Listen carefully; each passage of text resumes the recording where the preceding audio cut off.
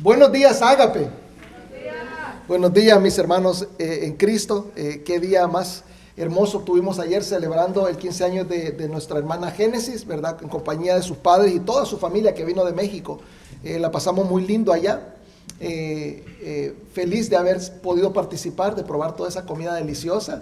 Vengo hasta con un poquito de sentimiento porque se me pasó la mano, ¿verdad? Pero todo riquísimo, ¿verdad? La verdad. ¿Verdad? Ustedes saben que estamos en el capítulo 4 de Efesios, ¿verdad? Y al terminar los primeros 3 capítulos, nos dimos cuenta que Pablo ha terminado de recordarnos la maravilla que es ser la iglesia de Cristo. Eso es lo que nos estaba diciendo en los primeros 3 capítulos. Y en este capítulo, hermanos, usted va a ver un cambio en la retórica de Pablo. Primeramente nos estaba convenciendo de lo que era la belleza de ser la iglesia. Y ahora nos está diciendo, ¿ya se dieron cuenta que son la iglesia? Tienen que hacer algo. Nos quiere poner a hacer manos a la obra. Nos quiere poner Pablo hoy, ¿verdad? Hay tantos elementos en este capítulo 4 de Efesios que realmente tuve que partir el mensaje en 2. Iba a ser un solo mensaje por todo el capítulo, pero hay demasiado detalle que es necesario que lo veamos y la verdad no tenemos prisa. Entonces lo vamos a ver despacito, ¿verdad? Y vamos a ver esos detalles que nos vienen a endulzar la vida cristiana, la vienen a fortalecer. O sea, es como ponerle la cherry al ice cream, ¿verdad? Usted tiene su sorbete, su helado, no sé cómo le diga en su país, y eso que le pone encima, ¿verdad? Es lo que le da gracia. Eso en realidad lo hace ver bonito, ¿verdad? Lo hace ver bonito y le da sentido también. O sea, le da gracia en apariencia, pero también le da sentido a lo que nosotros estamos haciendo. Entonces, fíjate bien, les voy a pedir que se pongan de pie porque vamos a leer la palabra de Dios y solo vamos a leer del versículo 1 al 16 del capítulo 4. Si traen sus Biblias, qué bendición. Si no trae su Biblia, la enciende, y si no, está en pantalla. Efesios 4, versículos 1 al 16. Todos juntos. Yo pues, preso en el Señor,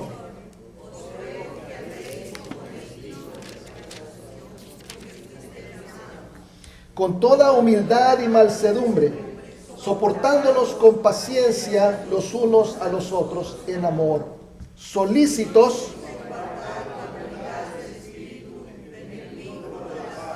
un cuerpo, un espíritu, como fuisteis también llamados en una misma esperanza de vuestra vocación, un Señor, una fe, un bautismo, un Dios y Padre de todos, el cual es sobre todos y por todos y en todos.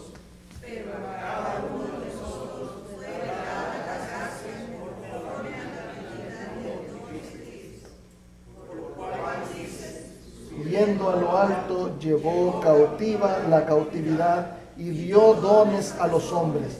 Y eso de que subió, ¿qué es? Sino que también había descendido primero a las partes más bajas de la tierra.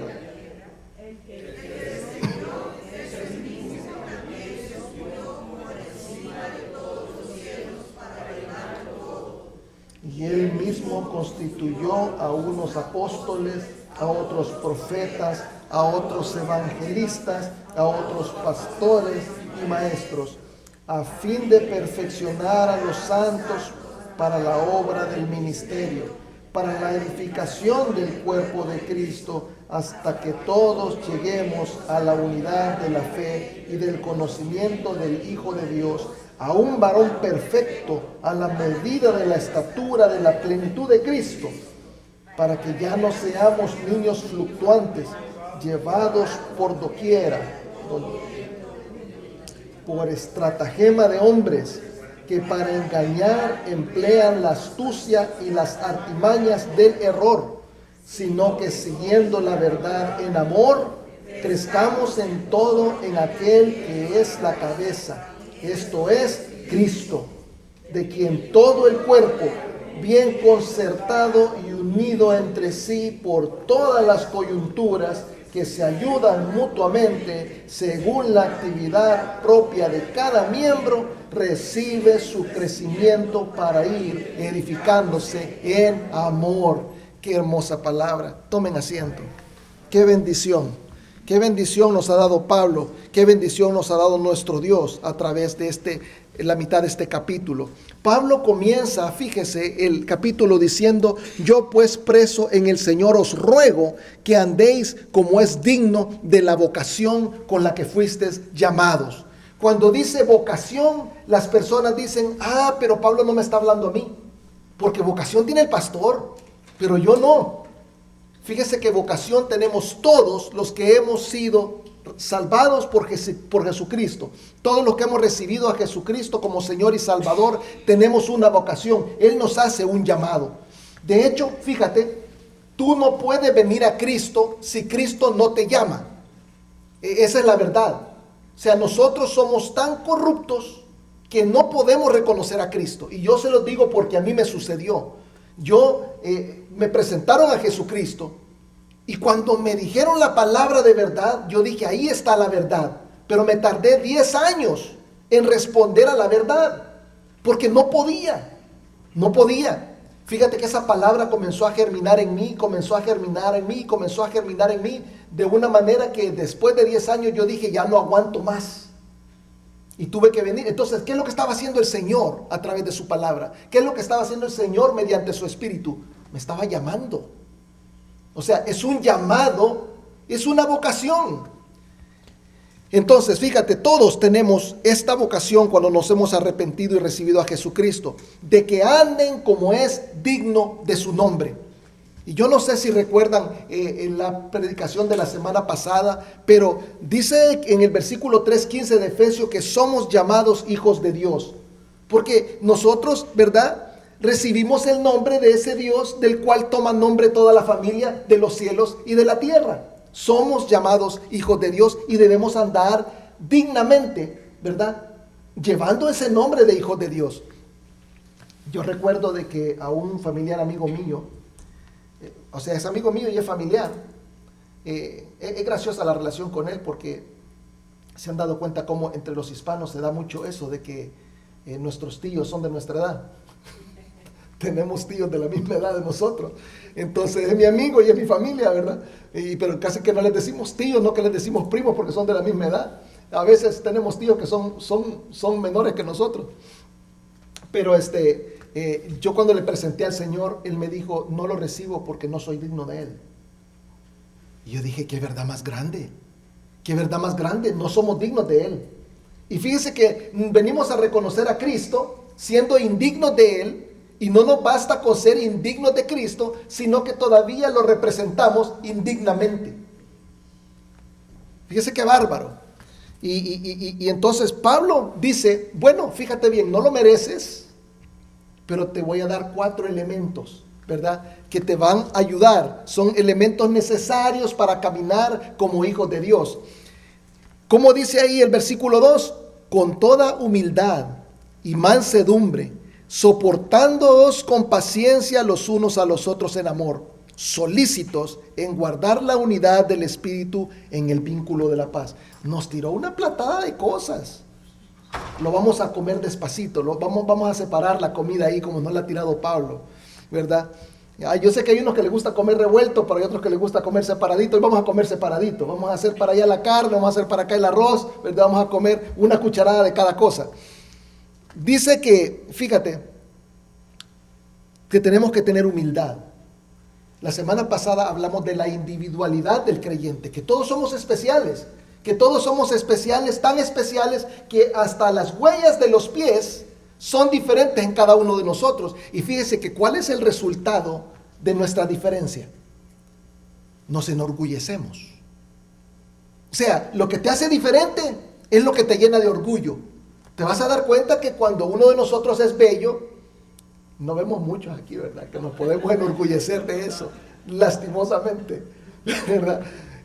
Pero cuando es porque somos bellos, nos enorgullecemos por lo bellos que somos, ¿verdad? ¿Verdad? Si tenemos el color de ojos diferente a los demás, ¿verdad? Nos enorgullecemos por nuestros ojos, ya no miramos a la gente normal, no que así con los ojos bien abiertos, para que te miren que tus ojos son bonitos, ¿verdad?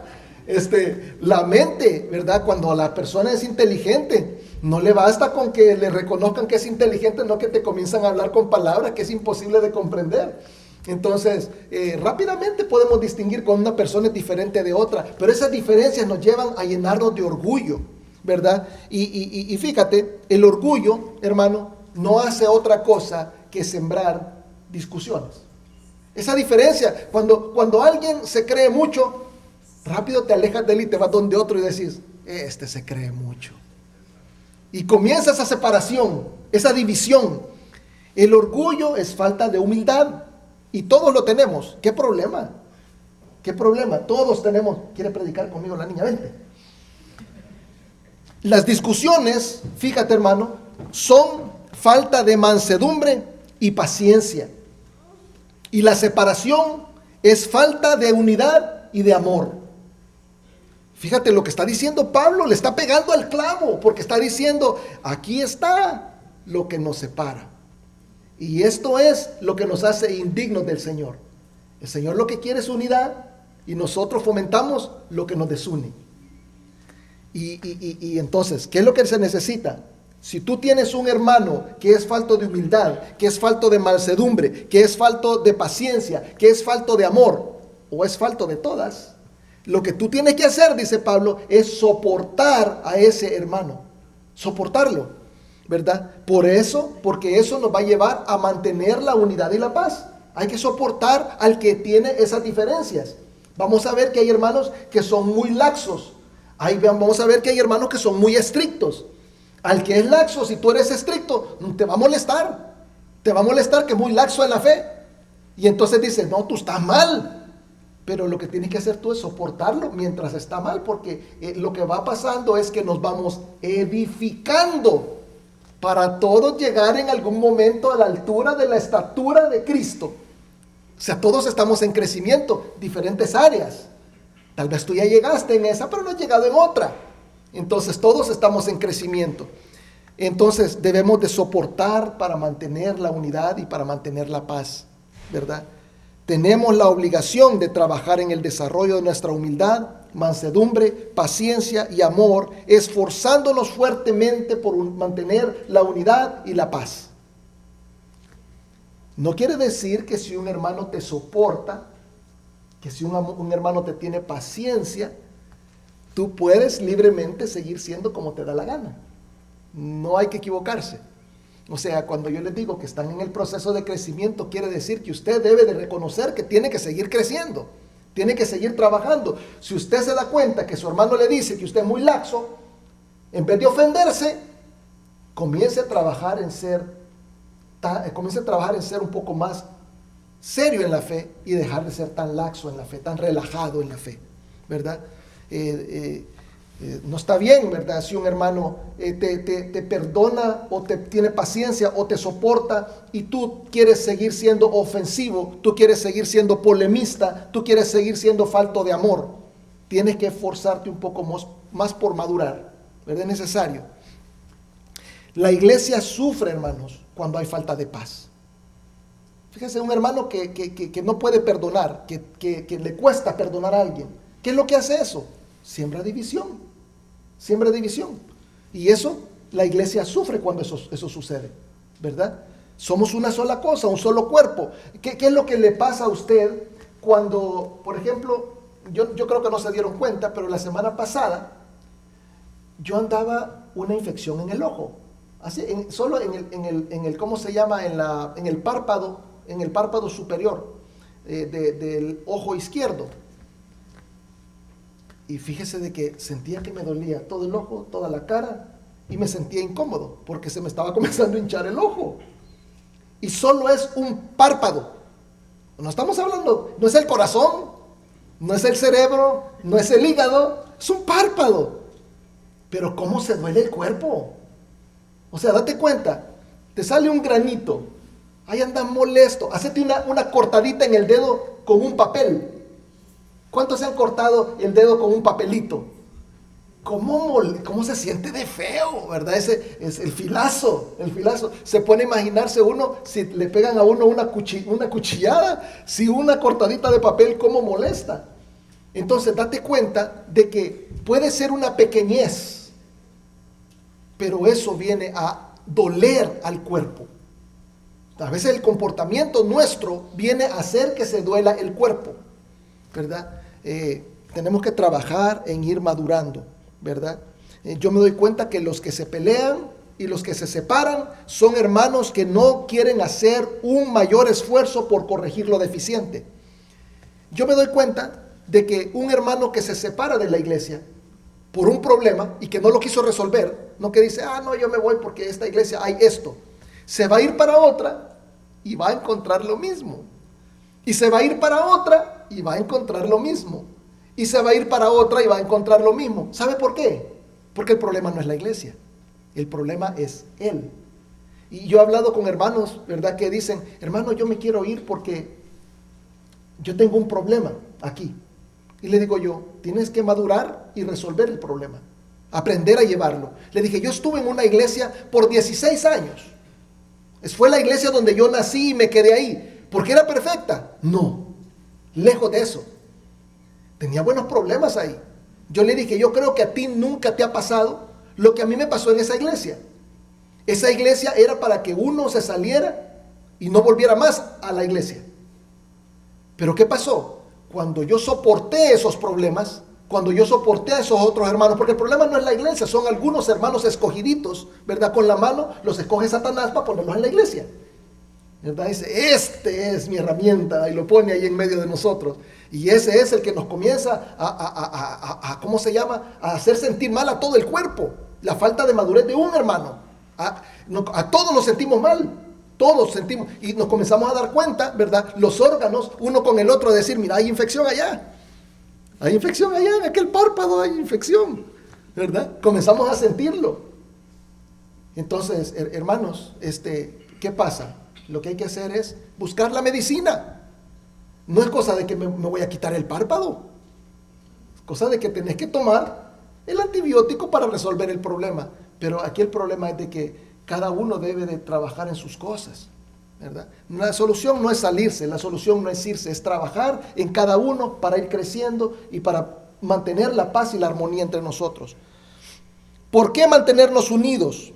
Pablo nos da una lista de 7 razones. Debemos mantenernos unidos porque los hijos de Dios somos, fíjate lo que está diciendo Pablo del versículo 4 al 6, somos un cuerpo, somos un espíritu, ¿verdad? También fuimos llamados en una misma esperanza de nuestra vocación, tenemos un solo Señor, una fe, un bautismo y un Dios y Padre. Son 7 razones, 7 razones. Número 1. Somos un cuerpo, debemos mantener la unidad porque somos un solo cuerpo, somos el cuerpo de Cristo. Romanos 12:5 dice, así nosotros, siendo muchos, somos un cuerpo en Cristo. Hello. Ahí nos está diciendo claro que somos nosotros un cuerpo en Cristo y todos miembros los unos de los otros. O sea, yo estoy conectado con ustedes. Estoy conectado porque ustedes son mis hermanos, ¿verdad? Yo estoy conectado con Eddie, estoy conectado con la hermana Karina, estoy conectado con el hermano Javier, estoy conectado con el otro Javier, ¿verdad? Y si hay más Javier, también me conecto con ellos. ¿Por qué? Porque todos son mis hermanos, ¿me entiendes? Estamos conectados. Tenemos, hermanos, un solo cuerpo, somos un solo cuerpo. También tenemos un solo espíritu. Cuando nosotros recibimos a Cristo, yo no recibo un espíritu especial y ustedes otro. Mi espíritu no es superior al de ustedes. Todos recibimos un mismo espíritu. Nos da diferentes dones, pero tú recibes el espíritu que yo recibí cuando tú recibes a Cristo. Fíjese lo que dice Efesios 1:13. En él también vosotros, habiendo oído la palabra de verdad, el evangelio de vuestra salvación, y habiendo creído en él, como dice ahí, no dice son sellados cada uno con diferentes espíritus. Está hablando de un mismo espíritu. Fueron sellados, con el Espíritu Santo de la promesa. Un solo espíritu. Entonces tenemos un cuerpo, somos parte de un cuerpo, tenemos un solo espíritu, también tenemos una sola esperanza. Ese es el tercer elemento. Es curioso observar que la mayoría de los creyentes tienen su esperanza profundamente enraizada en las cosas materiales. Hay muchos creyentes que están solamente pendientes de las cosas materiales. Y fíjese que es comprensible. ¿Por qué? Porque estamos en el cuerpo. Tenemos necesidades, ¿verdad? O sea, tenemos necesidad de techo. ¿O quién no necesita casa? ¿Quién aquí es homeless? Necesitamos tener casa, necesitamos trabajar para pagar esa casa. Necesitamos alimento, necesitamos ropa. No podemos andar desnudos por ahí. Nos meten presos, ¿verdad? Tenemos necesidad de muchas cosas. Pero hermanos, tenemos que entender que si estamos poniendo completamente nuestra esperanza en cosas pasajeras, estamos descuidando totalmente lo eterno. Y fíjate que estábamos hablando el martes de los premios. El martes en el instituto estábamos hablando de los premios. Y yo sé que hay gente que no le gusta hablar de los premios, y es cierto, porque no hacemos las cosas por interés, porque el Señor nos dé premios, lo hacemos porque lo amamos. Y está bien pensar de las dos maneras. Hay unos que lo hacen por interés, hay otros que lo hacen por amor. Yo creo que debe de haber un balance y entender que premio va a haber, te guste o no te guste. Pero dice de que cómo es que va a reconocer a aquellos que reciban premio y a aquellos que no reciban premio. Los que no reciben premio son aquellos que su obra sea quemada como hojarasca. O sea, han hecho cosas que no importan, van a agarrar fuego. Pero aquellas cosas que permanezcan, o sea, son las cosas que han saltado para eternidad, ¿verdad? Compartir la palabra, ayudar a que la iglesia mantenga misioneros, etcétera, etcétera, etcétera, que han colaborado aquí, que han hecho cualquier cosa dentro de la iglesia. Esas son las obras que van a saltar para vida eterna, y por esas cosas es que nosotros vamos a ser calificados y vamos a recibir esos, ¿verdad? Esas coronas que el Señor nos va a dar, esos premios. Entonces, ¿verdad? Fíjate, Pedro habla de esas coronas, de esos premios, como una herencia. Es algo que nos van a dar. Y dice en la primera de Pedro 1:4 que estamos, dice, que estamos para recibir una herencia incorruptible, incontaminada e inmarcesible, reservada en los cielos para vosotros. Incorruptible, que no se corrompe; incontaminada, que no se contamina; inmarcesible, que no se marchita; reservada para vosotros en los cielos. Fíjate que no solamente está señalando que nuestra esperanza no es indestructible, sino que está señalando también dónde está localizada. ¿Para qué? Para que no quitemos los ojos de arriba. O sea, ustedes tienen una esperanza sólida, pero no se olviden de ella. No dejen de poner los ojos allá arriba, para que vivamos, pero que también dediquemos parte de nuestras fuerzas, de nuestro tiempo y de nuestro dinero al esfuerzo que hace la iglesia de que otros vengan a conocer a Jesucristo, ¿verdad? ¿Y cuál es la esperanza de la que estamos hablando? Tito 2:13 nos la dice bien claramente. Aguardando la esperanza bienaventurada y la manifestación gloriosa de nuestro gran Dios y Salvador, Jesucristo. Esa es nuestra esperanza. ¿Sabe por qué dice esto Pedro? Porque nosotros, es Tito, esto es Pablo el que está hablando. ¿Sabe por qué dice esto? Porque nosotros somos salvos por fe. Jesús nos entregó el Espíritu como depósito, por eso tenemos un solo Espíritu. Pero es una promesa, es una esperanza, no es efectiva, ¿verdad? Porque aquí todos estamos en la carne, todos estamos todavía viviendo en un mundo lleno de pecado, y somos salvos, pero estamos todavía sin recibir la eternidad, ¿sí o no? Ninguno anda con cuerpo glorificado. ¿Quién anda en cuerpo glorificado aquí? Levante la mano, quiero ver si es cierto. Ninguno anda en cuerpo glorificado. Quiere decir que no han recibido la salvación todavía. Entonces es una esperanza que nosotros tenemos, esa confianza que Jesucristo regresa por su iglesia. Muchas veces nosotros descuidamos nuestra salvación.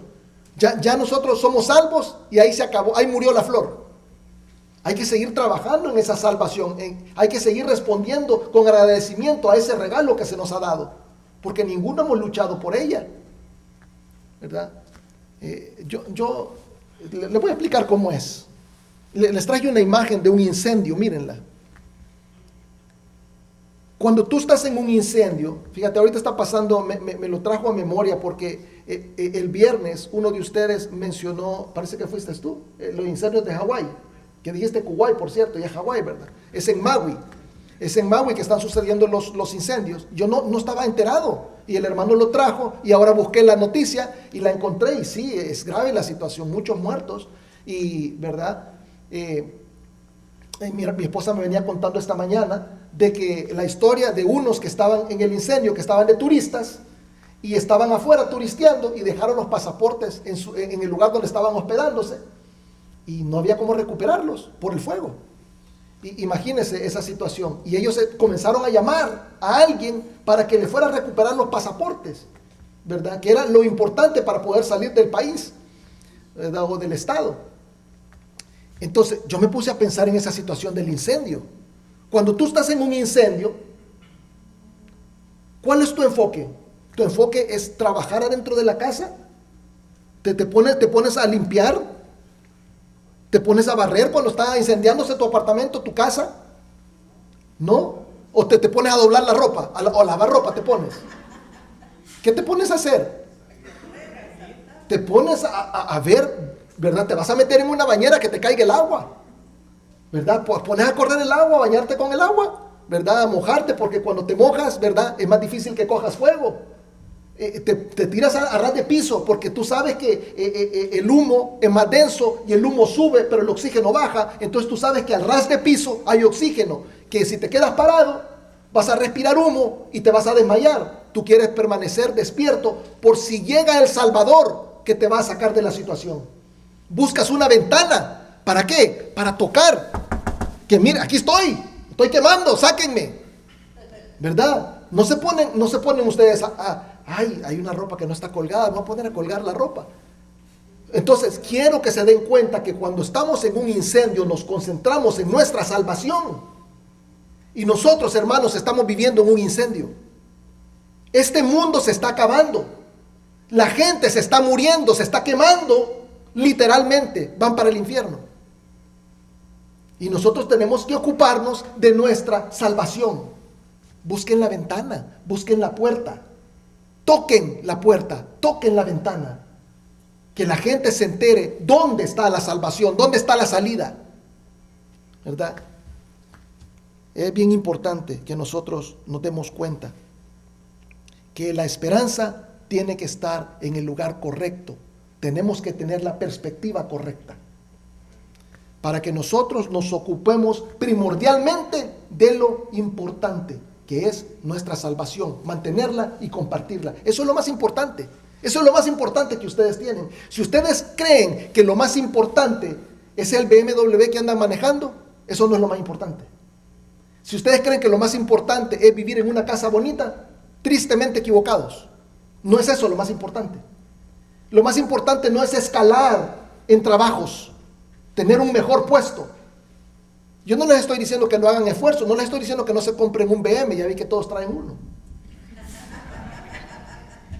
Pero lo que les estoy diciendo es que no se queden solamente con comprar carro nuevo, que no se olviden de su salvación, que no se olviden lo que requiere, que no se olviden de trabajar por ella, no porque vayan a perder la salvación, sino que porque todavía no la tenemos y hay que seguir dándole gracias al Señor y todavía no ha venido el Señor, la puerta está abierta y otros pueden entrar a la salvación. Es necesario ese esfuerzo que nosotros hagamos. La cuarta cosa, tenemos un cuerpo, un espíritu, una esperanza y también tenemos un Señor. Muchas religiones han oído de Cristo. Sus líderes comentan acerca de Cristo, ¿verdad? ¿Qué religión no te dice su opinión acerca de Jesucristo? Yo el otro día, fíjense, les voy a contar una historia. Un hombre estaba hablando de su conversión en internet y me pareció tan interesante lo que él estaba diciendo. Fíjate de que este fue un hombre que el Espíritu Santo lo tocó sin que alguien le hubiera hablado de Cristo. Y eso a veces pasa. Él dijo, realmente yo necesito ocuparme de mi espíritu, de mi alma. O sea, se dio cuenta que tenía alma, se dio cuenta que tenía espíritu. Y dijo, yo tengo que ocuparme de las cosas espirituales.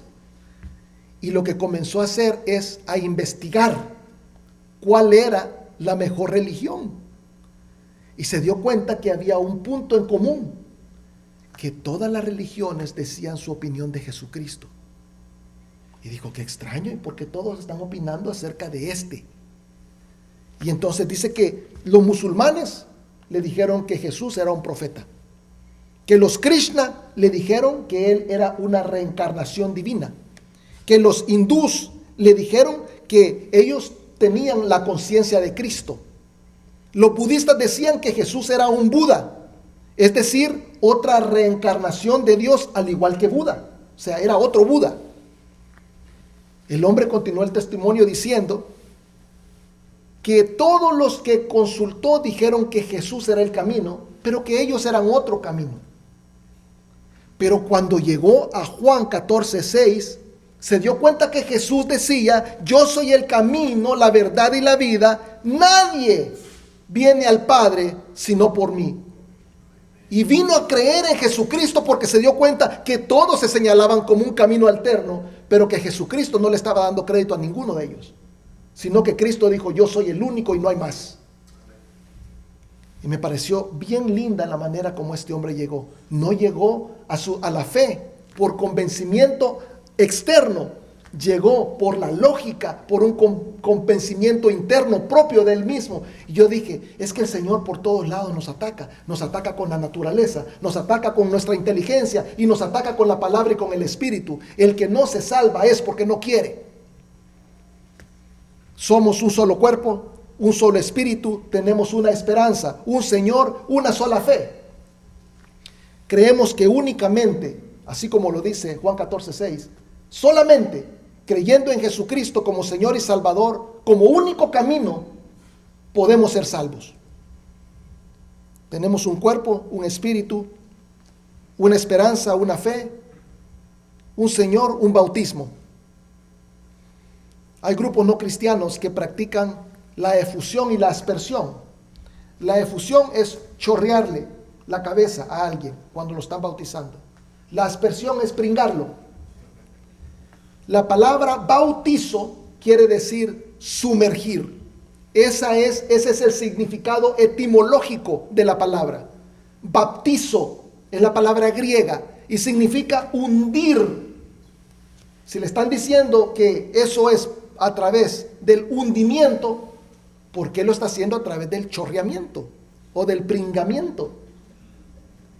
Y nosotros, hermanos, nos hemos bautizado. Le acabo de dar ahorita el certificado a John y Marta, porque ellos se bautizaron realmente, porque se hundieron en el agua representando la muerte de nuestro Señor Jesucristo y salieron del agua representando su resurrección. Así es como debe de ser el bautizo y eso nos une, un solo bautizo. Eso es lo que nosotros, ¿verdad? Es un punto unificador. El último punto es que tenemos un Dios y Padre. Dice ahí, de todos, el cual es sobre todos y por todos y en todos. Isaías 43:10 dice algo bien lindo. Dice, vosotros sois mis testigos, dice Jehová, y mi siervo que yo escogí. Fíjense, ustedes son mis testigos, o sea, para que me entiendan bien, ¿verdad? Especialmente los que son de Centroamérica. O sea, porque si les digo, vosotros sois mis testigos, solo me entienden algunos, ¿verdad? Pero los de Centroamérica decimos, ustedes son mis testigos. Ustedes son mis testigos, dice Jehová. Son mis siervos, mis servidores, mis esclavos que yo escogí para que me conozcan y me crean y me entiendan que yo soy. Antes de mí no fue formado Dios, ni lo será después de mí. Fíjate qué interesante lo que está diciendo Jesucristo. Porque ¿sabe quién se inventa los dioses? El hombre. Pero el hombre, hubo un momento en que lo creó Dios. Pero antes de Dios, ¿quién está? Nadie. Entonces, antes de Dios, no hay dioses, porque son invento humano. Antes de Dios no hay, y después de Dios tampoco. Ninguno de nosotros puede estar después de Dios para inventarse otro Dios. Ninguno de nosotros puede estar antes de Dios para inventarse otro Dios. Lo hemos hecho en el tiempo que nos ha dado. Nosotros hemos pervertido la verdad, la hemos arruinado y hemos inventado cosas. Son inventos de nuestra imaginación, mentiras. Pero antes de Dios, dice, no fue formado Dios, ni lo será formado después de él. Solo hay un Dios, un Señor. Y eso implica entender que Dios es tripartito. Muchos versículos pude haber traído para decirles que el Señor es tripartito. Fíjese que en Génesis, cuando el Señor va a crear al hombre, dice, hagamos al hombre a nuestra imagen y semejanza. ¿Hagamos quiénes? Dios es uno, pero dice hagamos. No dice voy a hacer al hombre, no, que dice hagamos. Qué curioso, porque Dios es 3 en 1, Padre, Hijo, Espíritu Santo, desde antes. Jesucristo, cuando estuvo en la tierra, dijo, yo voy a volver a la armonía que tuve con el Padre antes del principio. O sea, Jesucristo ya estaba con el Padre antes, cuando dijo, hagamos al hombre a nuestra imagen y semejanza. También dice nuestra. No dijo a mi imagen y semejanza, no, que dijo, hagamos a nuestra. Es tripartito el Señor. Y fíjate que el primer pilar del Islam dice que Dios no tiene asociados. Tú le dices que Jesucristo es Dios o que el Espíritu Santo es Dios y te apedrean. Los testigos de Jehová dicen que el Espíritu Santo es la fuerza activa de Dios. O sea, que no es una persona, no, es algo, es una cosa. El Espíritu Santo no es una cosa. El Espíritu Santo es Dios. Y cuando usted ore, si usted quiere orarle al Espíritu Santo, lo puede hacer porque es tan Dios como Jesucristo y como Dios Padre. Los mormones creen que Dios Padre, Hijo y Espíritu Santo son 3 entidades separadas. No tienen nada que ver uno con el otro. Y, ¿verdad? Dicen que nuestro pensamiento es griego y helenista y que nosotros por eso creemos que es uno solo. No, hermanos, eso es lo que la Biblia enseña. El jainismo no cree en Dios. No cree en Dios.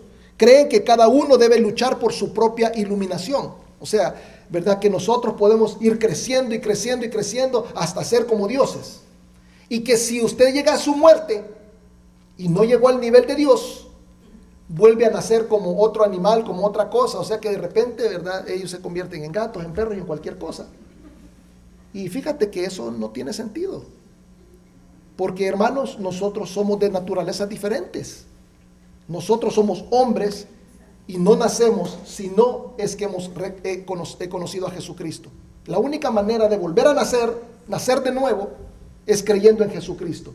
No hay otra manera. Nosotros creemos en un solo Dios y Padre que nos ama, que nos perdona por medio de Jesucristo, Dios Hijo, y que nos otorga el ser inhabitados por Dios Espíritu Santo, y que los 3 son uno. A ese perdón es que Pablo en el versículo 7 le llama gracia recibida conforme a la medida del don de Cristo. Según el versículo 8, después de resucitar, Cristo ascendió al cielo. Y ascendió porque había venido a la tierra. Ahí lo dice. Se ascendió al cielo Jesucristo porque vino a la tierra. Fíjese lo que dice Juan 6:51, lo va a tener en pantalla. Yo, Jesús, ¿verdad? Se lo puse entre paréntesis ahí, eso no está en la Biblia, solo dice, yo soy el pan vivo que descendió del cielo. Si alguno comiere de este pan, vivirá para siempre, y el pan que yo daré es mi carne, la cual yo daré por la vida del mundo. Pero él dice bien claro, yo descendí del cielo, lo está diciendo claro. Y ese espíritu nos viene a llenar según el versículo 11. Eso es lo que está diciendo Pablo ahí. A darnos a cada uno ministerios, a darnos a cada uno dones para que podamos estar juntos y unidos. Porque las diferencias, fíjate lo que está haciendo Pablo. Primero nos dice que las diferencias nos desunen, pero él dice, pongan atención, las diferencias es lo que los une. Porque algunos tienen un don que tú no tienes y eso te complementa. No podemos tener a todos aquí enfrente pastoreando la iglesia.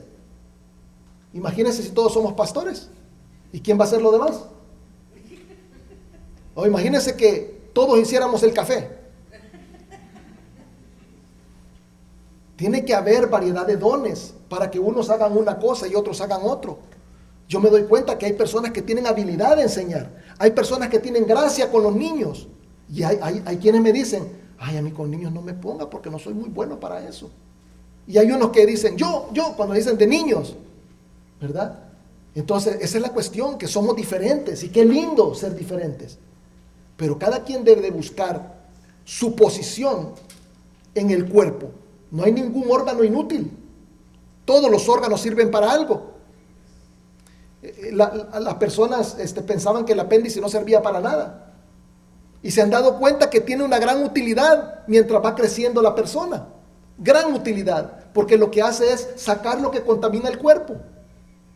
Fíjese qué increíble. Cualquiera decía, no, él no sirve, hay que cortarlo, no sirve para nada. Pero sí sirve. Tiene una función el apéndice. Todos los órganos del cuerpo tienen funciones. Usted debe de buscar cuál es su función y ejercerla. Dios quiere que por medio de Cristo el cuerpo se mantenga edificándose en amor. Le voy a dar un testimonio mío. Todos saben que yo me crié en un hogar no cristiano, que vine al Señor bien tarde, como a los 33 años. Y también yo no le escondo a nadie que yo fui un joven rebelde. A nadie se lo escondo, ¿verdad? Y no lo digo por gloria, sino que lo digo con vergüenza. Era rebelde. Mis papás no eran cristianos, pero eran bien educados y eran bien estrictos. O sea, eran buenos padres, pero yo era rebelde. Y yo no sé por qué. La verdad que no encuentro la explicación, ¿verdad? Creo que para ser humilde a mi papá, yo no sé. Pero él ya era humilde, entonces yo no entiendo cuál es la razón. Pero mi mamá era una mujer de carácter bien fuerte, que decía las cosas como son. Y fíjate que cuando una persona es rebelde y le dicen las cosas como son, no le gusta. Entonces yo evitaba mucho a mi mamá, porque ella me decía la verdad, pero a mí no me gustaba y me caía mal. Y no le podía faltar el respeto porque era mi mamá. Entonces, fíjate lo que hacía mi papá. Mi papá servía de pacificador entre los dos, entre el rebelde y la que estaba en lo correcto. Y entonces me decía a mí, tienes que amarla, es tu madre, y no hay ninguna persona sobre la tierra que te quiera más que ella. Y era cierto, era cierto. Y mi papá le decía a mi mamá, cuando mi mamá se ponía dura, porque los padres regularmente, si los hijos se merecen algo, se lo dan, pero si no se lo merecen, no se lo dan. Entonces, como yo no me merecía nada, mi mamá no me daba nada. Y entonces venía mi papá y me daba lo que yo no me merecía. Y mi mamá se enojaba y le decía, se lo di porque es tu hijo y debes de amarlo como él es. Y a mí me pareció bien interesante y bien sorprendente, fíjese, porque yo me estoy dando cuenta que Pablo en los últimos versículos es como que nos estuviera diciendo, dense cuenta que son familia, dense cuenta, ¿verdad? Porque él está hablando en lugar de Dios. Y Dios está diciendo, todas estas cosas los unen por la obra que yo he hecho, son hermanos, ámense. Es como que Dios está mediando entre nosotros, entre los rebeldes y los que están en lo correcto. Hay unos que están en lo correcto, otros que son rebeldes. Y Dios está en medio, diciendo, ustedes son hermanos, ustedes son familia, ámense, sopórtense, ténganse paciencia, manténganse unidos. ¿Quién de nosotros que tiene hijos se va a alegrar cuando dos hijos se están maltratando? Levante la mano el que se goza cuando dos hijos se pelean. ¿Verdad que no? No trae gozo eso. Cuando vemos a los hijos juntos en armonía, comiendo y compartiendo, ¿cómo nos llena de felicidad? Y lo compartimos con nuestra pareja, lo decimos, ¿viste cómo están los niños juntos? Nos alegra. Y eso es lo que dice nuestro Señor desde el cielo. Mira cómo están nuestros niños juntos. Mira qué bonito. Dios nos quiere ver unidos, amándonos. Y esto nos va a llevar a un crecimiento, fíjate.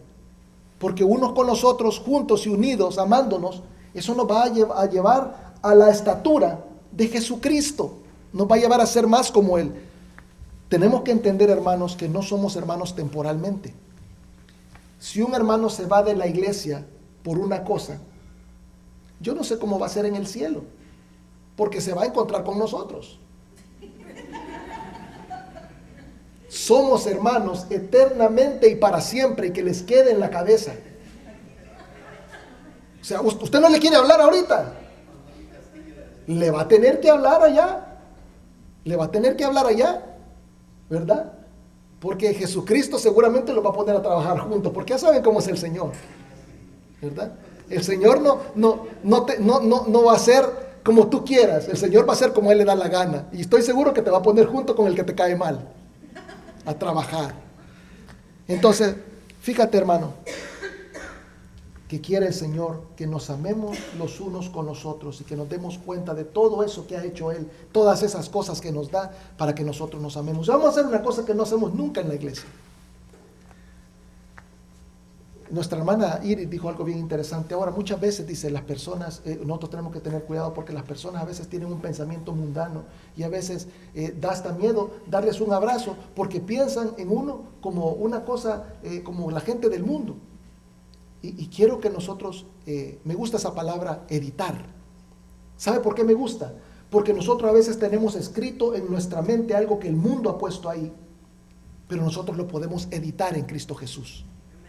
Que se quiten esa manera de pensar, de ver a los hermanos como hombres o ver a las hermanas como mujeres, y que los vean como hermanos en la sangre de Cristo. Editen ese pensamiento, y les voy a pedir a todos que se paren y que todos se abracen unos con otros y que se digan: te amo en Cristo Jesús, porque somos hermanos y debemos amarnos porque tenemos un solo Padre que nos ha llenado.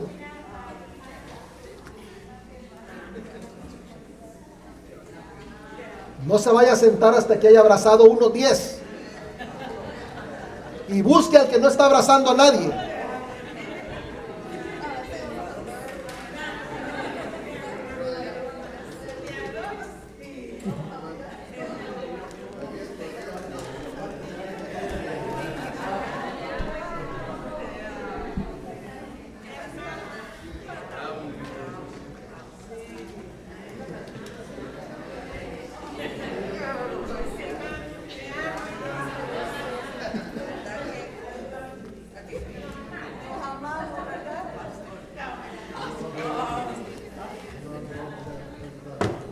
I love you.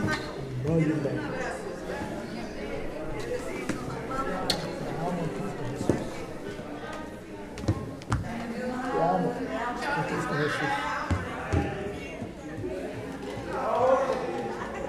Amén.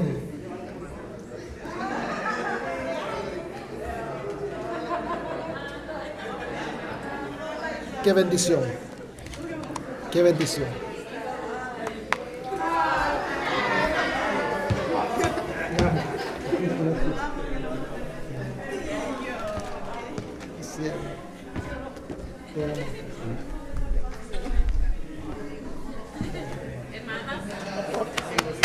Le dije a Ricardo que poniendo el día 2. No, les amo en Cristo Jesús. Llevaba 8 y a Marcio. Ahí están los 10 ya.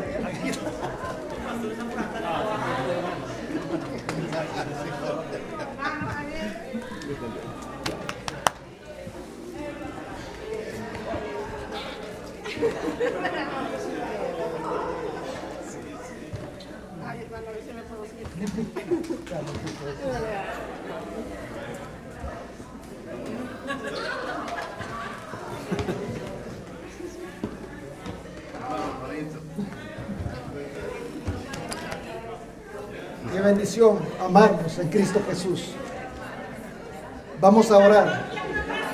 Todos.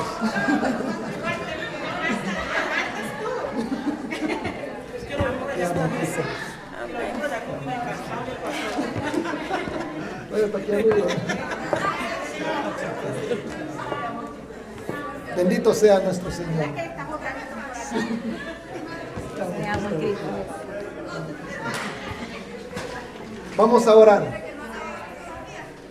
Qué lindo es amarnos en Cristo Jesús. Hermanos, los que no tienen padre, los que creen que no tienen padre en Dios. Los que creen que no tienen madre en la iglesia. Y todos nosotros somos sus hermanos, somos una familia en Cristo Jesús. Vamos a orar. Padre Todopoderoso, te doy gracias, Señor.